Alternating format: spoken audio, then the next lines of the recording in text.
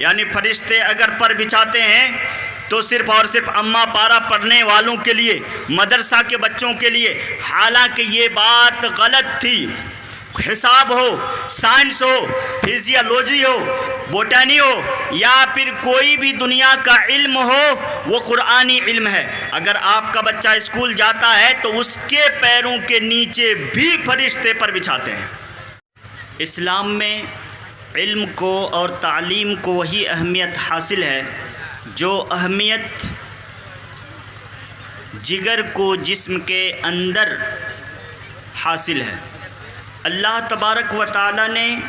علم کی فضیلت اور اہمیت کو بیان کرنے کے لیے انبیاء و رسول علیہم السلام کے سلسلے میں جب بات کی تو ان کے علمی پہلو کو، ان کے علم کو اور ان کی تعلیم کو بطور خاص ذکر فرمایا۔ سورۃ القصص آیت نمبر 14 میں اللہ تبارک و تعالی نے موسیٰ علیہ السلام کی بات کی تو ارشاد فرمایا وَلَمَّا بَلَغَ أَشُدَّهُ وَاسْتَوَى آتَيْنَاهُ حُكْمًا وَعِلْمًا کہ جب موسیٰ علیہ السلام جوانی کو پہنچ گئے اور ان کا بدن مضبوط ہو گیا تو ہم نے ان کو حکمت عطا کر دی اور علم عطا کر دیا۔ سورۃ الانبیاء آیت نمبر 78 اور 79 میں اللہ تبارک و تعالی نے سیدنا داؤد اور سلیمان علیہ السلام کی بات کی تو ان کی خوبیوں کو بیان کرنے کے بعد بطور خاص ان کے علم کو اور ان کی حکمت کو بیان فرماتے ہوئے ارشاد فرمایا کہ کلن وکلن آتینا حکما وعلما، ہم نے دونوں کو ہی علم سے نوازا اور حکمت سے نوازا۔ اللہ کے رسول صلی اللہ علیہ وسلم کی جب بات آئی تو آپ جانتے ہیں کہ تمام انبیاء میں جتنی فضیلتیں تھیں، تمام انبیاء کے جتنے امتیازات تھے، تمام انبیاء کی جتنی خصوصیات تھیں، تمام اللہ کے رسول صلی اللہ علیہ وسلم کے اندر اکیلے موجود تھیں۔ لیکن جب ان کی نبوت و رسالت کی بات چلی، جب ان کی اہمیت اور فضیلت کی بات چلی تو اللہ تبارک و تعالی نے سورۃ البقرہ آیت نمبر 164 میں،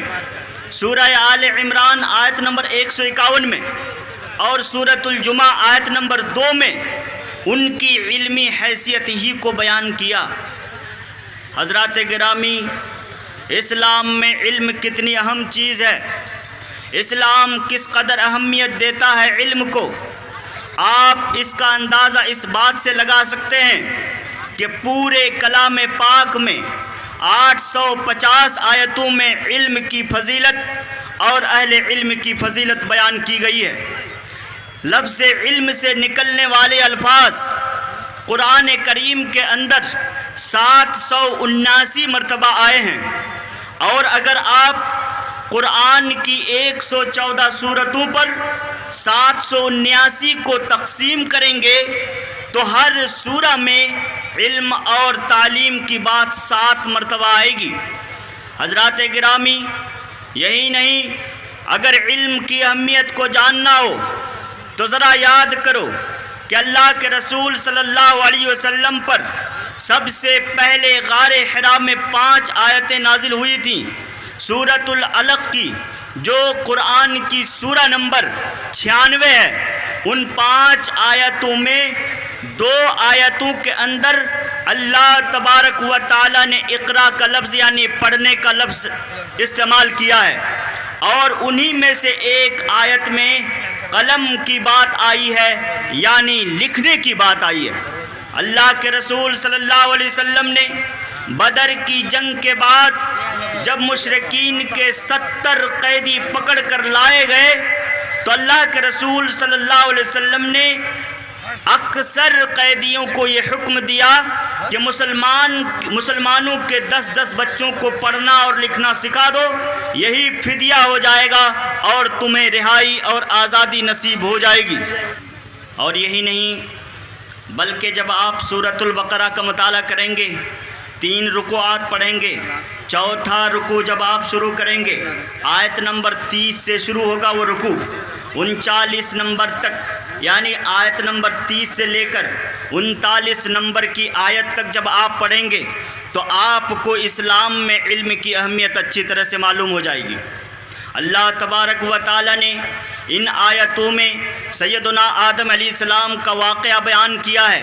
آپ جانتے ہیں کہ فرشتوں نے اعتراض کیا تھا کہ بار الہ تو ایسے انسان کو کیوں پیدا کرنے جا رہا ہے جو خون بہائے گا، جو قتل و غارت گری کرے گا، دنیا میں فساد مچائے گا، اصلاح نام کی کوئی چیز نہیں ہوگی، اور ہم تو تیری عبادت کے لیے ہر وقت موجود ہیں، ہر وقت تیری عبادت ہی میں مشغول رہتے ہیں۔ اللہ تبارک و تعالیٰ نے ارشاد فرمایا تھا کہ اے فرشتو، جو کچھ میں جانتا ہوں وہ تم نہیں جانتے ہو۔ اس کے بعد اللہ تبارک و تعالیٰ نے آدم علیہ السلام کو تمام نام سکھا دیے۔ وَعَلَّمَ آدَمَ الْأَسْمَاءَ كُلَّهَا، یہ سورۃ البقرہ کی آیت نمبر 32 ہے۔ اللہ تبارک و تعالیٰ ارشاد فرماتا ہے کہ میں نے آدم کو تمام علوم سکھا دیے، پھر فرشتوں کے سامنے پیش کیا اور کہا کہ اگر تم لوگ اپنی بات میں سچے ہو تو دنیا کی تمام چیزوں کے نام بتاؤ، ان چیزوں کے نام بتا دو۔ فرشتوں نے کہا تھا کہ اللہ ہمیں تو اتنا ہی علم ہے جتنا تو نے ہمیں سکھایا ہے، آدم علیہ السلام کو جتنا علم تو نے دیا ہے اتنا علم ہمارے پاس نہیں ہے۔ آدم علیہ السلام نے جب تمام چیزوں کے نام بتا دیے اللہ تبارک و تعالیٰ کے سامنے اور فرشتوں سے مقابلہ جیت لیا تو اللہ تبارک و تعالیٰ نے پھر ان کو جنت میں ٹھہرنے کی جگہ دی۔ یہ ساری باتیں آپ جانتے ہیں، لیکن شاید اس بات پر آپ نے نہیں سوچا ہوگا کہ اسی دن فیصلہ ہو گیا تھا کہ زمین کی خلافت اسے ملے گی جس کے پاس علم ہوگا، زمین کی قیادت اسے ملے گی جس کے پاس علم ہوگا، زمین کی رہنمائی اس کو ملے گی جس کے پاس علم ہوگا، اور زمین کی امارت اس کو ملے گی جس کے پاس علم ہوگا۔ زمین میں طاقتور وہی ہوگا جس کے پاس علم ہوگا، اور جس کے پاس علم نہیں ہوگا وہ کسی طرح سے بھی جی لے، اللہ تبارک و تعالیٰ کو اس کی کوئی پرواہ نہیں ہے۔ حضرات گرامی، یہی بس اتنی ہی آیتیں نہیں ہیں، بلکہ اللہ تبارک و تعالیٰ نے کلام پاک میں علم کی فضیلت کو واضح کرتے ہوئے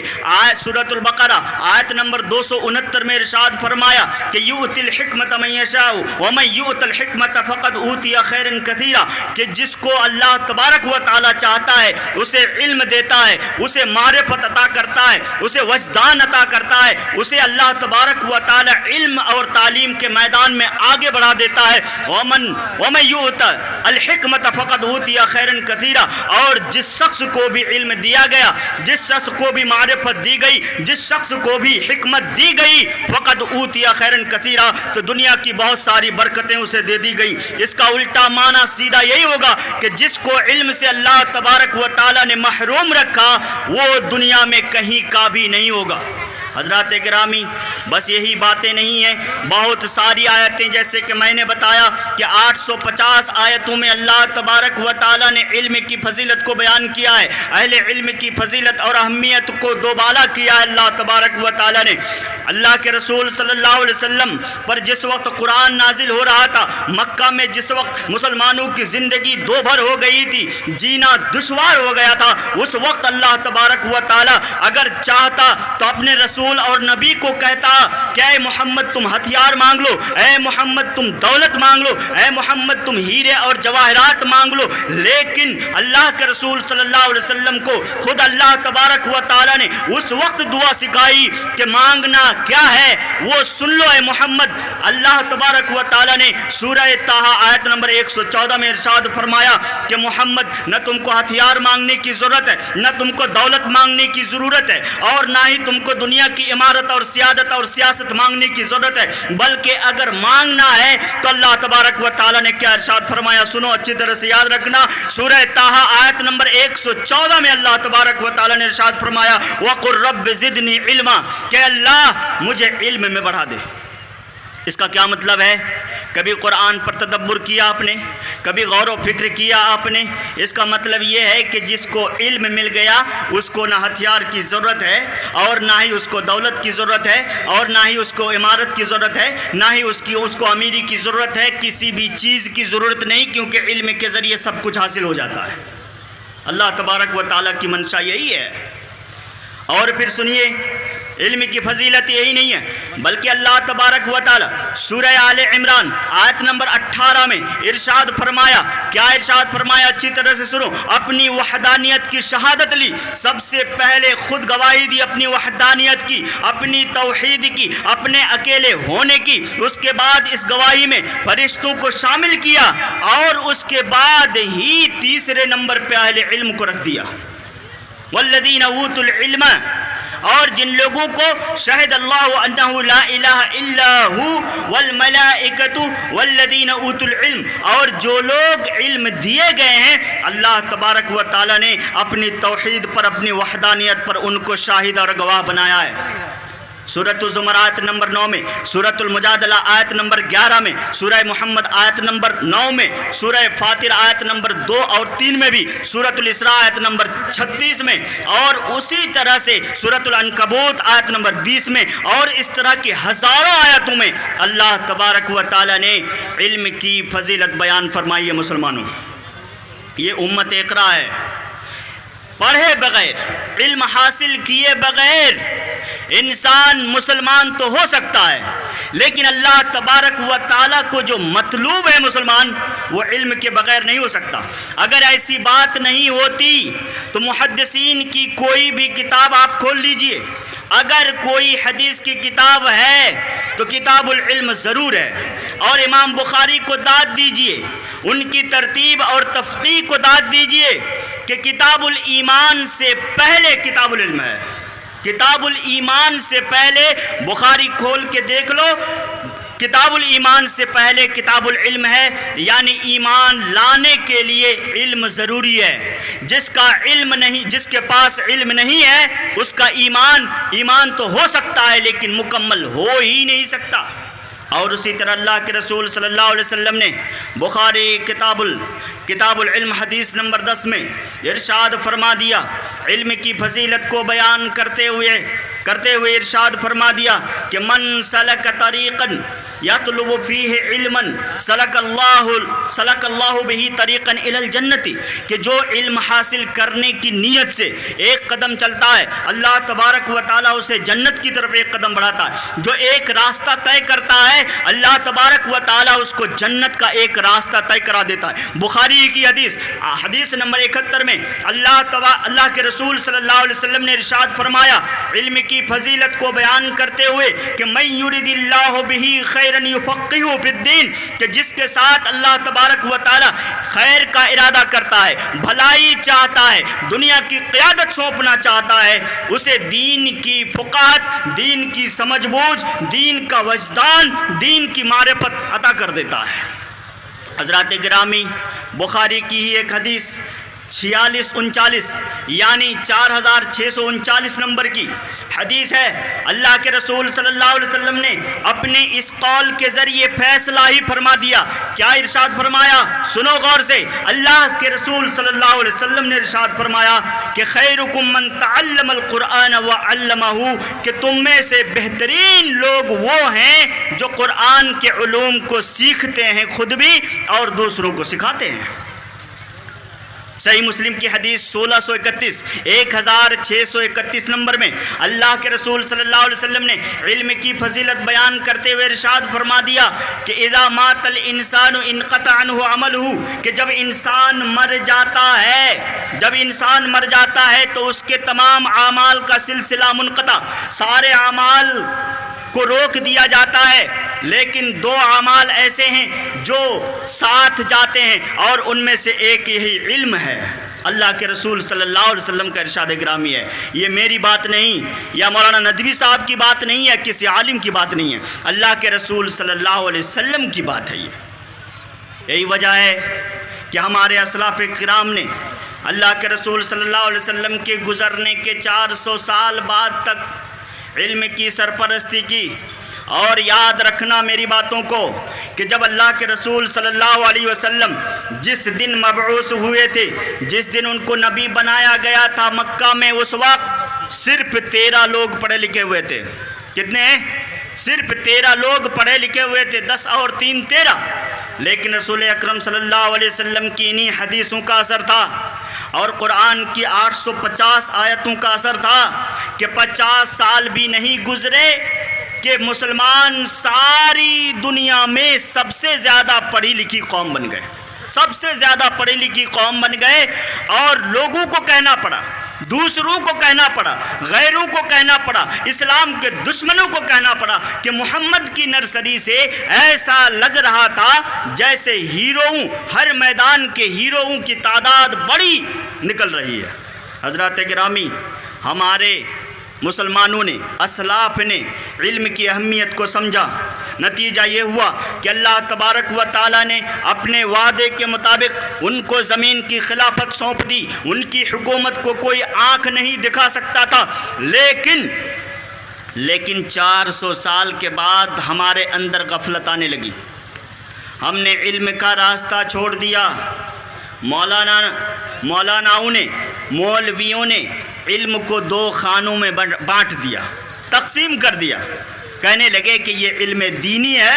اور یہ علم دنیاوی ہے، یعنی دینی تعلیم اور عصری تعلیم 2 خانوں میں بانٹ دیا۔ علماء کرام نے خود اور مولوی لوگوں نے خود بانٹ دیا اور عوام کو یہ بات سمجھا دی کہ جتنی فضیلتیں ہیں ساری کی ساری صرف جو ہے نا علم، اسلامی تعلیم حاصل کرنے میں ہے۔ یعنی فرشتے اگر پر بچھاتے ہیں تو صرف اور صرف اما پارا پڑھنے والوں کے لیے، مدرسہ کے بچوں کے لیے، حالانکہ یہ بات غلط تھی۔ حساب ہو، سائنس ہو، فزیالوجی ہو، بوٹانی ہو، یا پھر کوئی بھی دنیا کا علم ہو، وہ قرآنی علم ہے۔ اگر آپ کا بچہ اسکول جاتا ہے تو اس کے پیروں کے نیچے بھی فرشتے پر بچھاتے ہیں۔ اللہ تبارک و تعالیٰ کے نزدیک علم میں دوئی نہیں ہے۔ خود اللہ تبارک و تعالیٰ نے ارشاد فرمایا ہے کہ وَعَلَّمَ آدم الْأَسْمَاءَ، کہ تمام ناموں کے تمام علوم سکھا دیے۔ اب آپ کہاں سے لے آئے کہ یہ علم دینی ہے اور یہ علم دنیاوی ہے؟ بھائی کیف اس طرح کی فکر نے اور اس طرح کے افکار نے مسلمانوں کو پیچھے کرنا شروع کر دیا۔